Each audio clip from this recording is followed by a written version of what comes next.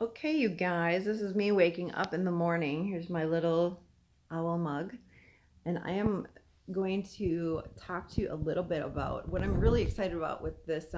See my kitchen witch? She's so cute. Anyway, with my this new event that's coming up.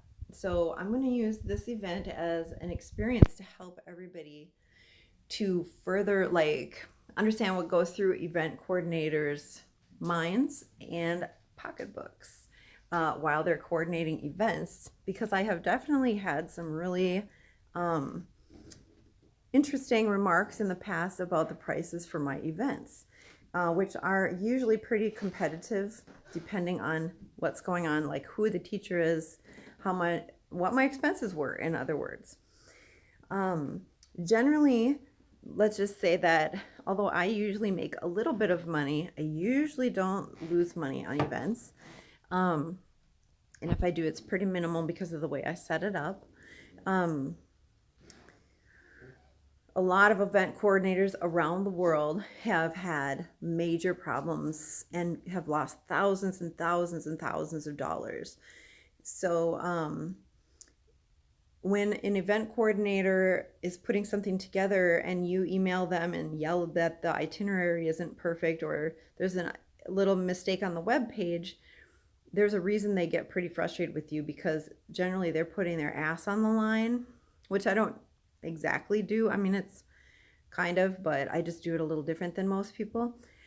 Um, but they're doing it for you, and they are fully cognizant of the fact that they might lose hundreds or thousands of dollars just so that you can have playtime. So I think that that model needs to change. And I also think that I also want to give credit to all the wonderful people. Usually, the way people respond to things is they see that there's something going on when the prices get jacked up, and they're like, hey, can I volunteer? Is there something I can do to help? I can see that the event, there's something going on with this particular event, and they try to understand and they try to help. And I want to give really good props to people in general, because that's been my experience. That's most of the people, that's what happens. You like my pigtails? I put them in last night. Actually, yesterday morning. Anyway, so this is me on the second morning of really working on this event. So for me, I've done so many events when I was at the I that I have it down to a science, and I know exactly what to do. For an average event coordinator, especially one who is just starting out and hasn't done it more than 10 times, it's going to be way more stressful than it is for me, because they have no idea what they're doing. They have no idea how to deal with their website or market anything or create marketing materials, or um, they might not even know really how to use Facebook, which is going to be pretty much nobody's going to come to their event. And um, they don't know how to edit photos, some of them. And even if they have those skills, they don't they aren't used to talking to like people who own the venue that they're renting. They're not used to laying out $1,000 or more just to have a 2-day event, um, many times out of their pocket, which again isn't really what I do, because I think that's an unhealthy business model. But you got to minimize your risk. But that's what they would be dealing with generally. So um, I am feeling pretty good. I have been sending out hilarious teasers because I'm so freaking excited to tell everybody about this event, because for months I've been asking questions like as I was, ready kind of emotionally to do so, and felt, I don't know, I go a lot by intuition. Felt like it was time to do that, and I've been getting lots of information on what people want. And with this event, I wasn't able to fit everything in that people wanted, and that's going to be how it is for every event. So that's why we try to have more than one event. So what is going through my mind right now is this: I haven't run an event for since the circus one where Lacey came at the I, and that was well over a year ago. Like a year and a half, over a year and a half ago, I think now. That's a long time for me because I used to do like 2 events per month. Maybe not of this size for each one, but pretty frequent. And so I'm feeling, do people remember that I can do it? Do they want this enough to actually put the money down quickly? Because a huge problem for event coordinators is people who decide at the last minute that they want to go. And so basically the event coordinator can't pay the fee except for out of their own pocket for the venue. So that means thousands of dollars that you're just like, goodbye. I don't know if this is going to work, but goodbye. And if people buy their ticket immediately and just plan ahead and get babysitters and stuff, which isn't always possible, I totally know that.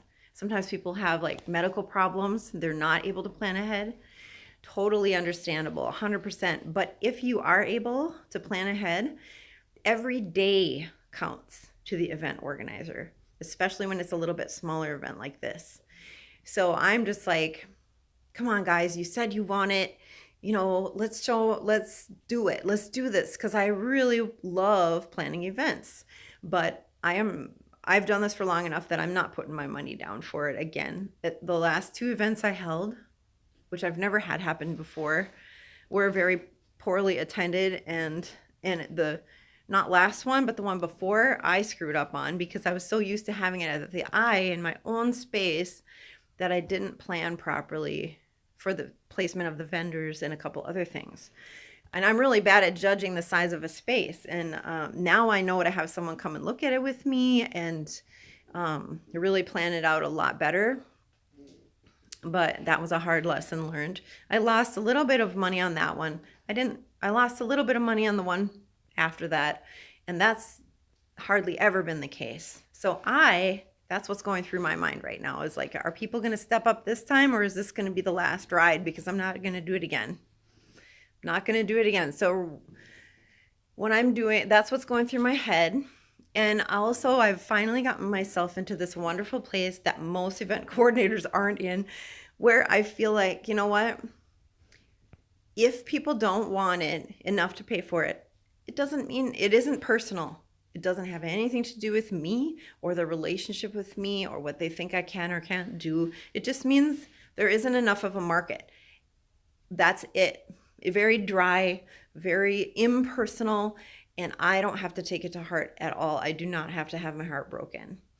So event coordinators, if you're watching this, I want to like put that out there with my little morning puffy eyes and this big heart full of love. I want to let you know that if your event didn't work, or a bunch of them didn't work, or they're all kind of lame with the attendance or whatever, it isn't necessarily your fault. Like, yes, there's lots of things you can do to make it better, but don't take it personally is what I'm trying to say. Don't let it break your heart, because nobody is trying to say they hate you or they don't believe in you or any of that. They're just saying, hey, I don't have any money this month. Maybe the market's saturated, or I've moved on to other things in my life, and I'm not as interested in dance or whatever. And it really just comes down to how much are you marketing, and like out of that grouping of people in your dance community, how many of them want to spend money? So it isn't personal. It isn't. It is. People are so sweet and kind in general, and they'll come to what they can come to, but you should never expect them, ever expect them to come to something they don't want to go to, like, or that they don't have money to go to or whatever. So I just want to encourage everybody. This is a subject that needs to be talked about and understood and aired out. So if you're still with me, I'm going to say this.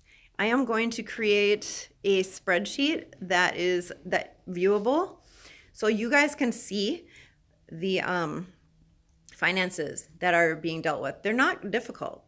It's pretty easy to understand, and it's a kind of it'll give you a clue, and you are welcome to steal it and use it on your own spreadsheet if you're creating events or parts of it or whatever. I don't care. I'm not going to do this every time because this is my personal business. This is not an NPO, and I don't need to show this. But I'm showing it because I want people to understand where these expenses are coming from. So if you're like $35 a workshop, you know what I mean? Sorry, but it takes me so many people to sign up before I even break even.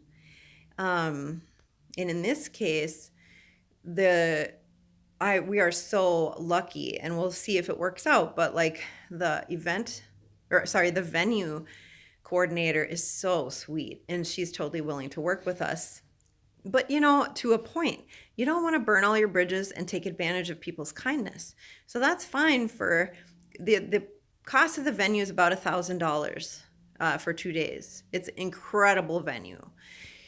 So some of your events are not going to be that expensive, but this one is incredible. It's expandable. Like if this festival grows and our community starts growing as a result of this, which is my hope, it can accommodate so many people. So, and then the next step would actually be a hotel. Like it's that expandable of a venue. So it's totally worth taking this little risk, and taking some time to see if it works out. But I'm only going to take advantage of her kindness for a couple $100, and that's only for swing. Like if just almost enough people signed up, she might be willing to come down a little bit, and she's so kind. She's the one who offered that, but that's it. Like I'm not going to ask for handouts or anything, because it is well worth the money, and that is not the way to do business. So I would much rather just her make money, me make money, the teachers make money. And that's the way it's supposed to be, folks. When you go to a retreat, if anybody, and I think there's like almost zero of you who feel this way, but like if any of you feel like, well, she's making a lot of money, so you know what I mean? So why am I paying this much? Just so she can make money? Like, why do you think we're doing this? I mean, yes, we love dance, but it's ridiculous to ask someone to work as a teacher, an event coordinator, or somebody who is running a venue like that to do it for free, for you. That is so entitled and ridiculous, really. So I don't stand by that.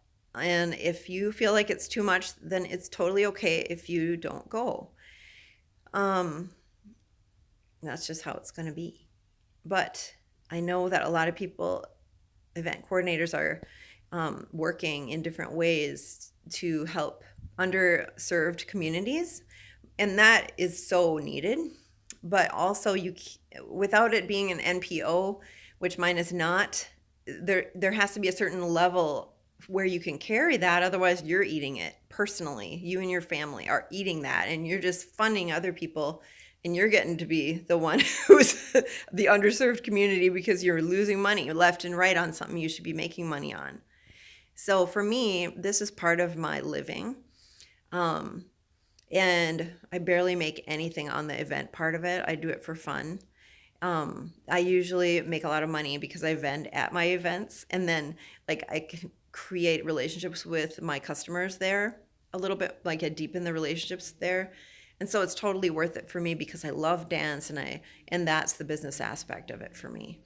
So, but let me tell you something, if I make a couple $100, a few $100 here and there, or even $500, it is well earned, because I just spent from morning to night yesterday creating this event, including driving all around town, checking out yoga studios, talking on the phone, creating the website, creating all the marketing materials.